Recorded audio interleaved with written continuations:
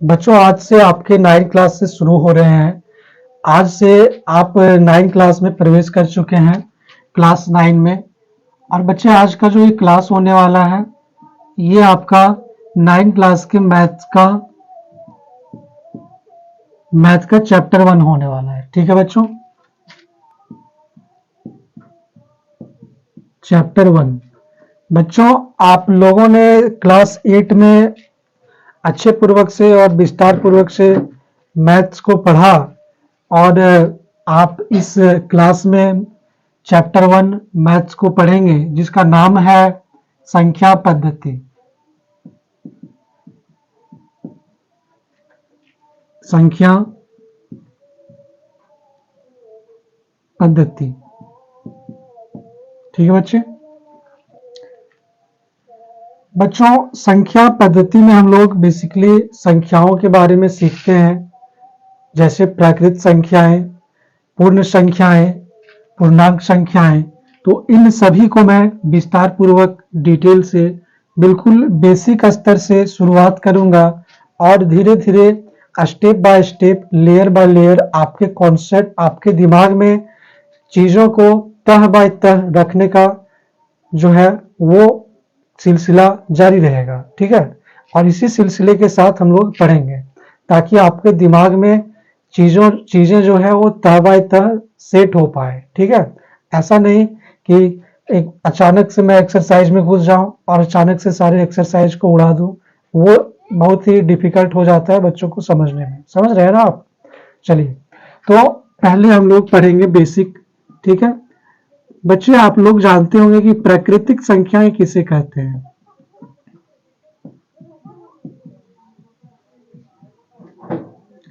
प्राकृतिक संख्याएं पता है बच्चों आप लोगों को? प्राकृतिक संख्याएं नहीं पता है तो फिर से मैं बताता हूं। ठीक है, देखिए प्राकृतिक संख्याएं जो होती है, यह संख्या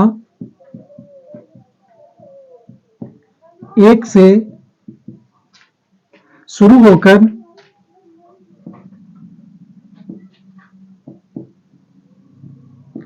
अनंत तक जाती है। ठीक है, एक से शुरू होकर अनंत तक जाती है, उसे हम लोग प्राकृतिक संख्याएं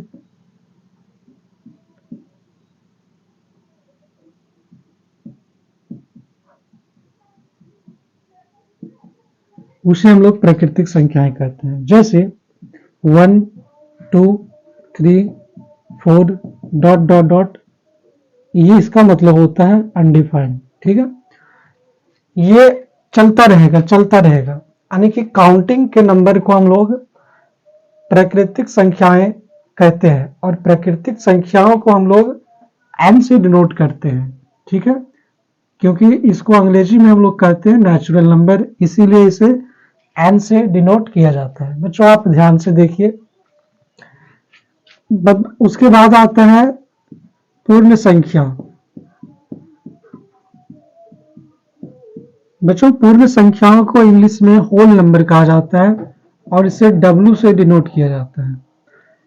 बच्चों यह संख्या जो है वो 0 से शुरू होकर के 1 2 3 डॉट डॉट डॉट अनडिफाइंड तक जाती है ना।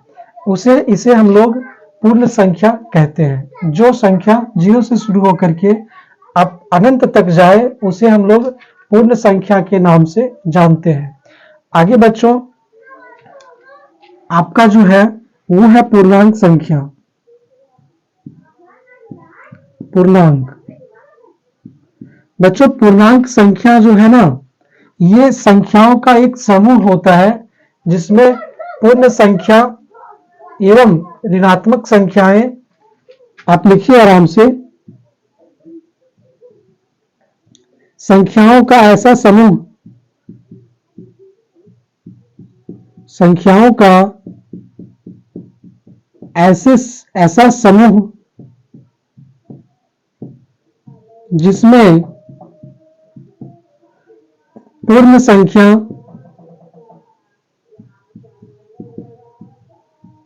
पूर्ण संख्या, ऋणात्मक संख्या,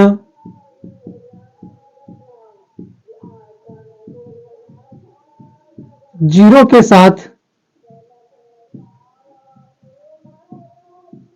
शामिल होती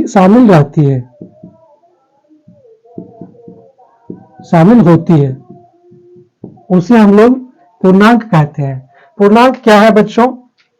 पूर्णांक संख्याओं का ऐसा समूह है जिसमें आपका ऋणात्मक संख्याएं और पूर्ण संख्याएं दोनों ही आ जाती है, वो उसे हम लोग पूर्णांक संख्याएं कहते हैं। ठीक है, जैसे ऐसे आप डिनोट करते हैं, जिसे आपने पढ़ा था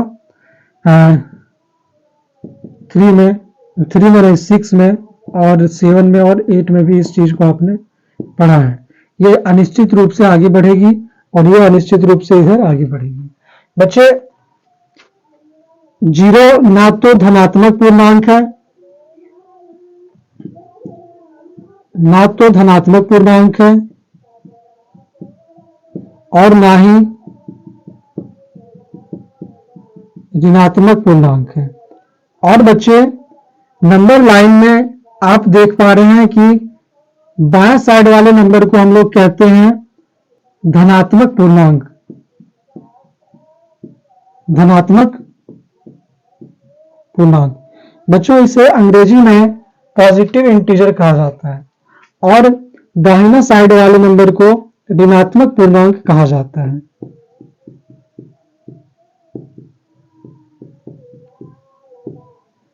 बच्चों, जीरो जो है वो ना तो धनात्मक पूर्णांक है और ना ही ऋणात्मक पूर्णांक है। इस बात को आप अच्छे से याद रखेंगे। ठीक है, अब बच्चों इतना आप लिखिए, उसके बाद हम इसको इरेज करेंगे, उसके बाद हम आगे बढ़ेंगे और संख्या पद्धति में आपको और भी अलग अलग टाइप्स के नंबर के बारे में जानकारी देंगे। उसके बाद ही हम लोग एक्सरसाइज में प्रवेश करेंगे। पहले एक्सरसाइज के आधारभूत कॉन्सेप्ट्स को समझ लेंगे, उसके बाद हम लोग एक्सरसाइज में प्रवेश करेंगे। ठीक है, आप इसको अच्छे से नोट कीजिए। बच्चों, संख्याओं के प्रकार में अब हम लोग आगे बढ़ेंगे और देखेंगे अभाज्य संख्या। अभाज्य संख्या क्या होती है? अभाज्य संख्याएं लिखेंगे बच्चे कि अभाज्य संख्याएं एक से बड़ी वे सभी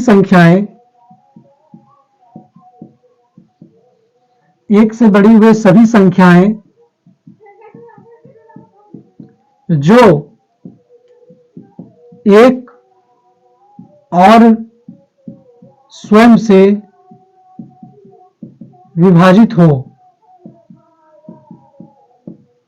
है ना बच्चों? अभाज्य संख्या उसे कहते हैं जो एक से बड़ी होनी चाहिए और एक और स्वयं से विभाजित होनी चाहिए। यानी कि बच्चे, दो जो है वो एक से कटता है और दो से कटता है ना? इसको आप ऐसे भी समझ सकते हैं कि एक से बड़ी हुई सभी संख्याएं जिसका फैक्टर केवल और केवल एक और वो संख्या खुद हो, है ना? अगर 3 मैं लेता हूं तो 3 देखिए एक से कटेगा और 3 से कटेगा, मतलब ये 3 क्या है? 3 और 2 क्या है? अभाज्य संख्या है। 5 यहां पर आप देखिए, 5 जो है वो एक से विभाजित होता है और केवल 5 से विभाजित होता है, मतलब 5 क्या है? 5 क्या है? अभाज्य संख्या है। उसी प्रकार अगर मैं 6 की बात करूंगा तो ये 1 से कटेगा, 2 से कटेगा और 3 से कटेगा और 6 से कटेगा। बच्चों, आप देख पा रहे हैं कि 6 जो है वो 1 2 3 4 संख्याओं से कटता है, मतलब ये अभाज्य संख्या नहीं होगा। ठीक है, 6 जो है अभाज्य संख्या नहीं होगा। उसी प्रकार से अगर हम 7 की बात करें तो 7 1 से विभाजित होता है और 7 से विभाजित होता है, मतलब ये 7 जो है ये अभाज्य संख्या हो जाएगा।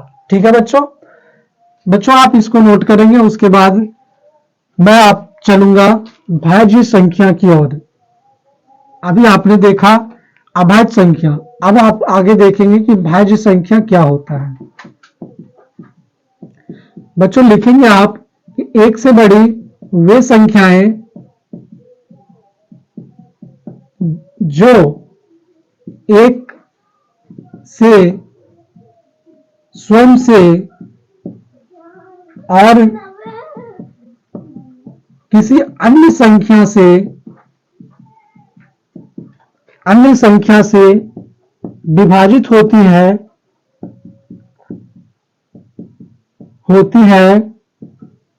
उसे हम भाज्य संख्या कहते हैं, भाज्य संख्या कहलाता है।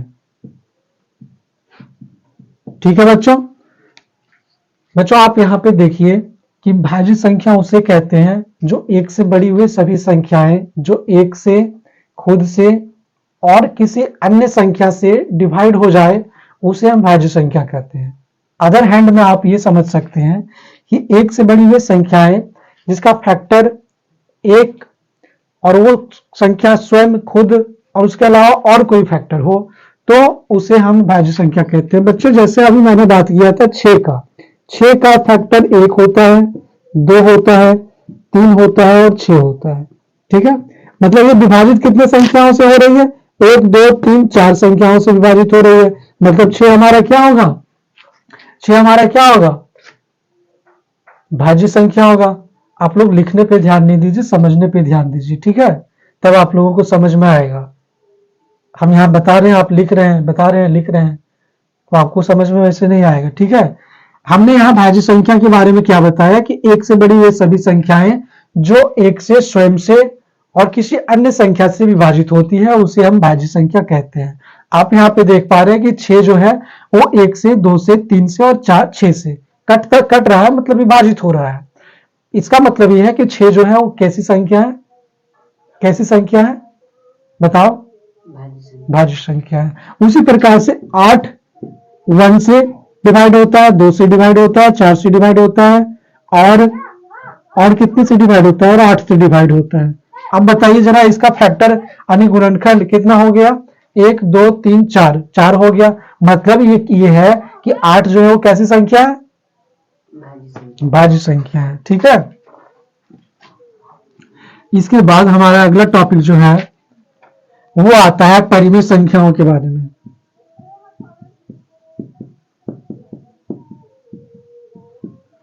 परिमेय संख्या बच्चों उसे कहते हैं जिसे हम p बाई क्यू के फॉर्म में लिख सकते हैं और q does not equal to 0 होना चाहिए।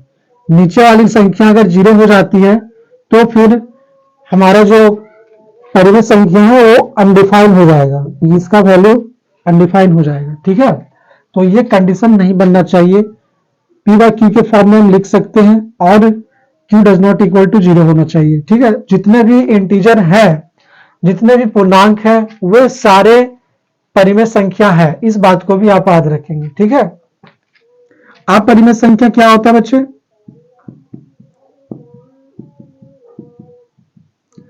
देखेंगे जिसे हम p बाई क्यू के फॉर्म में नहीं लिख सकते हैं उसे हम अपरिमेय संख्या कहते हैं। जैसे √2 √3 √5 जो रूट में नॉन परफेक्ट स्क्वायर वाले नंबर है वे सारे अपरिमेय संख्या कहलाता है। पाई भी आपका बच्चों, पाई जो है ये आपका भी अपरिमेय संख्या है। ठीक है, इसे आप नोट करेंगे, उसके बाद हम आगे बढ़ेंगे। ठीक है।